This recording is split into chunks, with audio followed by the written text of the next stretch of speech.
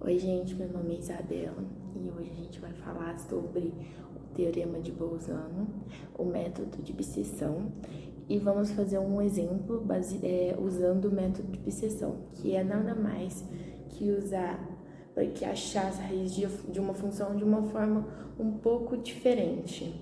E aí a gente vai fazer aqui e eu vou explicar para vocês. Vamos começar aqui então pelo Teorema de Bolzano. O que esse teorema fala? Temos um intervalo aqui, A e B, ok? E nesse intervalo aqui, A e B têm as suas respectivas imagens, tanto o f de A quanto o f de B. O que o teorema de Bolzano fala? Ele fala que se multiplicar f de A e f de B e o valor dessa multiplicação der negativo, um resultado negativo, ou seja, menor que zero, significa que existe obrigatoriamente pelo menos uma raiz nesse intervalo entre A e B. Então, nesse caso aqui, a gente pode ver a raiz aqui. Então, é isso que o teorema de Bolzano fala. E a gente também tem um teorema do valor intermediário que fala que nada mais é do que, vamos pegar, por exemplo, esse intervalo aqui. Pegando esse intervalo, que é um intervalo contínuo, que não tem nenhuma quebra aqui, então tem todas essas imagens e perspectivas. Se a gente pegar uma imagem qualquer desse intervalo, por exemplo, eu peguei a imagem L, mas podia ser qualquer nomeação. Peguei e coloquei o nome de L. O teorema do valor intermediário fala que existe uma f de x que obrigatoriamente tem que dar L. Então, nesse caso, existe uma f de C que obrigatoriamente tem que dar L. É isso que o teorema do valor intermediário fala. Aqui a gente tem o que o teorema de Bolzano fala, que se f de A e f de B, a multiplicação delas dá um valor menor que zero, existe pelo menos uma raiz no intervalo de A e B, certo? Agora o método da bisseção, gente, vamos lá. O que é o método da bisseção? Nada mais é do que um método numérico para achar as raízes de uma função. Eu peguei um intervalo aqui, A e B. Eu falei que do A até o x1 é valor negativo, que é pela legenda, e do x1 até o B são valores positivos. O que é esse x1 pelo método da bisseção? Ele é o valor da raiz que a gente está querendo achar. E pelo método da bisseção, como que a gente vai achar esse valor de x1? A gente vai reduzindo esses intervalos aqui, ou pela esquerda ou pela direita, tudo depende do do sinal de x1, ou negativo ou positivo. E conforme a gente vai reduzindo, a gente vai chegando em valores próximos à raiz. E o que é o x1, gente? O x1 nada mais é do que a média de A e B. A mais B dividido por 2 dá o valor de x1. E o x1 são 3 resultados possíveis para ele. Se o x1 der zero, ou seja, se a média entre A e B der zero, significa que a gente achou a raiz que estávamos procurando. Se o x1 for menor que zero, veja bem, gente, precisamos dos sinais contrários. Não queremos sinais iguais entre A e x1 ou B e x1. Então, se o x1 for menor que zero, significa que ele é o mesmo sinal que A. Concordam comigo? Então, a gente vai pegar o B. Então, vai ser o seguinte. Temos um intervalo aqui A e B. O x1 menor que zero. O x1 vira o novo A. O B permanece. O x1 vira novo A. E aí, a gente tem um x2. E o x2 nada mais é do que o A novo, que é o x1, o B que já estava, dividido por 2.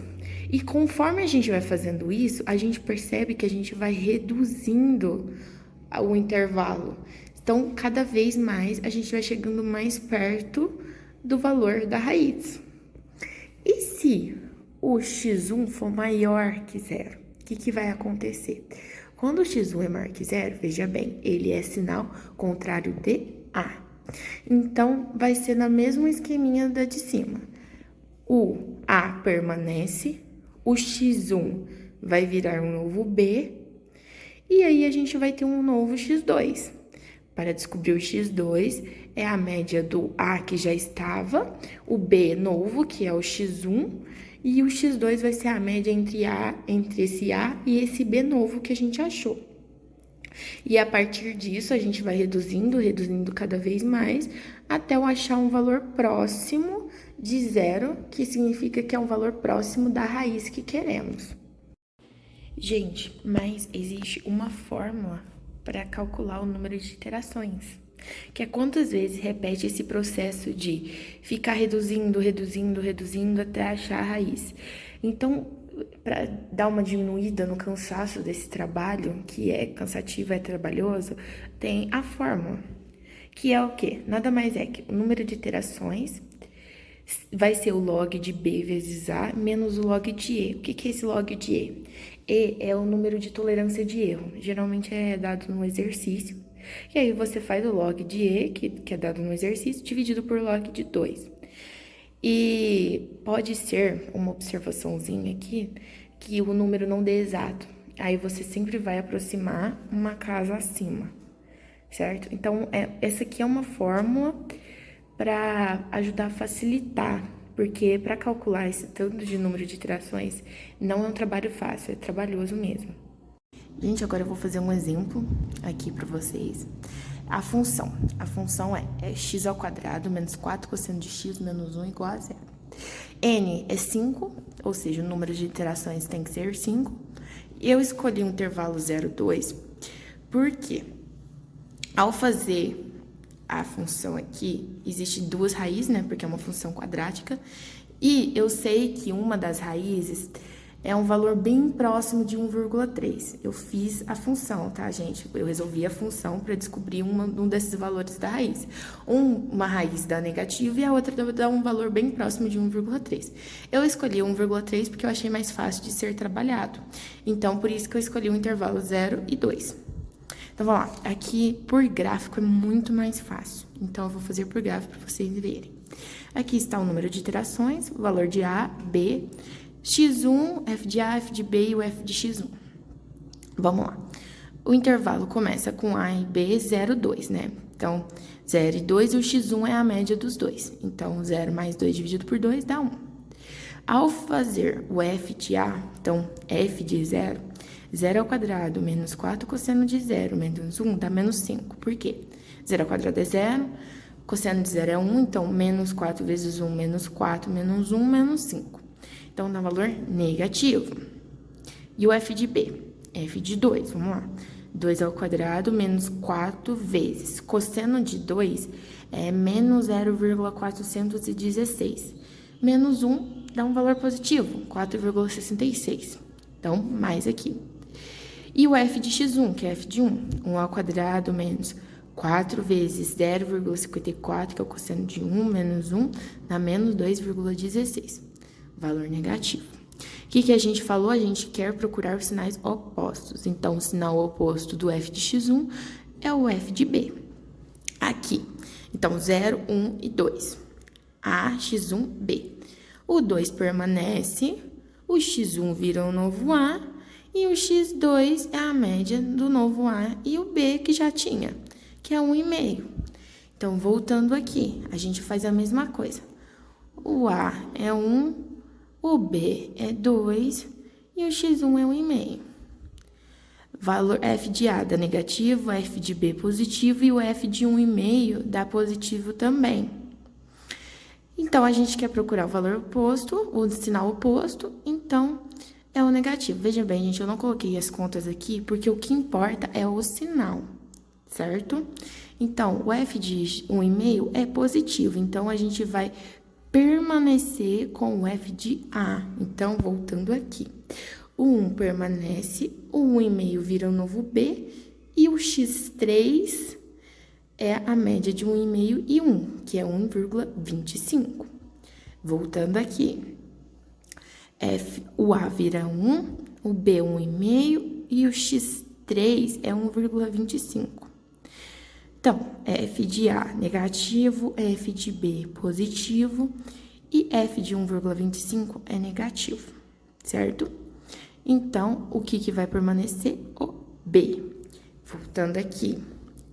1,25, então, transforma no novo A. 1,5 permanece como B. E o x4 é a média dos dois, que dá 1,375. Fazendo por último, porque ele sabe que pediu 5 iterações, então é a última iteração agora que a gente vai fazer. O A é 1,25, o B é 1,375 e o x4 é 1,375. Perdão, gente, eu falei errado. Vamos lá de novo. O A é 1,25, o B é 1,5 e o C é 1,375. Então, o f de A negativo, f de B positivo e o f de 1,375 é positivo. Então, a gente vai permanecer com o A. Então, voltando aqui, 1,25 permanece, 1,375 transforma no novo B e o 1,3125 é a média desse A com esse B. Lembra que eu falei no começo do exercício que a raiz é um valor muito próximo de 1,3? Então, a gente achou. Agora eu vou mostrar para vocês uma maneira de provar que esse valor está certo, que é nada mais, nada menos do que jogar esse valor na função e se der um valor muito próximo de zero, significa que é um valor muito próximo da raiz. Então, eu vou fazer aqui com vocês para vocês verem. Ao fazer aqui, gente, ó, a gente tem aqui f de 1,3125 vai ser 1,3125 ao quadrado menos 4 cosseno de 1,3125 menos 1. 1,3125 ao quadrado dá esse número aqui, que é 1,722656625, menos 4 vezes. Eu aproximei o cosseno, eu aproximei com 3 casas decimais, 0,255, menos 1. Fazendo essa conta, deu aproximadamente menos 0,2973, um valor bem próximo de zero, ou seja, é um valor bem próximo à raiz esse número. À medida que, se fosse reduzindo mais, fizesse mais iterações, o valor seria mais próximo ainda da raiz. Mas como n é igual a 5, esse valor já está de bom tamanho, que deu um valor bem próximo de zero. Então, foi esse vídeo, gente. Eu espero que tenham aprendido, ou pelo menos entendido um pouco da matéria que eu expliquei. Espero muito que tenham gostado. E é isso. Muito obrigada. Tchau.